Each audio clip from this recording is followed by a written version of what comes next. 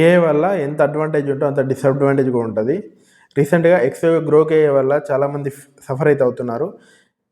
ఆ ఏఐలో photos upload చేసి అశ్లీల photos అనేటి క్రియేట్ చేసి దాన్ని నెట్లో అయితే చాలామంది పెడుతున్నారు. దీనివల్ల చాలామంది సెలబ్రిటీస్ కానీ కామన్ మ్యాన్స్ కానీ చాలామంది అయితే సఫర్ అవుతున్నారు.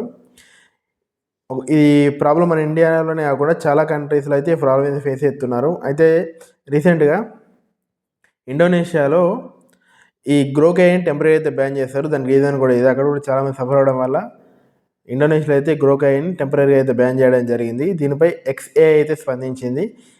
ఈ ఫీచర్ని ఓన్లీ ప్రీమియం మెంబర్స్కే ఉండేట్లు చేస్తామని చెప్పి అయితే చెప్తున్నది. సో నా అభిప్రాయం ఏంటంటే ఇలాంటి ఫీచర్ అయితే మొత్తం లేకుండా బెటర్. ఎందుకంటే ప్రీమియం మెంబర్షిప్ అయినా సరే కొందరైతే సఫర్ అవ్వడమే జరుగుతుంది. అండ్ మన దేశం కూడా చాలా సీరియస్ అయితే రియాక్ట్ అవ్వడం జరిగింది. దీని గురించి ఎక్స్కి కూడా కొన్ని ఆర్డర్స్ అయితే ఇష్యూ చేసింది. ఆ కంటెంట్ కంప్లీట్గా ఇంటర్నెట్ నుంచి తొలగించాలని చెప్పి ఆర్డర్స్ అయితే వేయడం జరిగింది. మన ఇండియాలో చాలా సెలబ్రిటీస్ అయితే దీనివల్ల ఇబ్బంది అయితే పడుతున్నారు. ఇండియాలోనే కాదు ప్రపంచవ్యాప్తంగా అయితే ఇబ్బంది అయితే పడుతున్నారు. కామన్ మ్యాన్స్ కూడా ఎప్పుడు ఎవరి ఫోటో అలా మార్ఫింగ్ బయటకు వస్తుందో కూడా తెలియకుండా గ్రోక్ అయితే అయిపోయింది. చూడాలి దీనికి ఎంతవరకు సొల్యూషన్ అయితే వస్తుందో. ఫ్యూచర్లో ఎలాంటి అప్డేట్ అయితే దీన్ని సెట్ చేస్తారో లేదో చూడాలి మనం.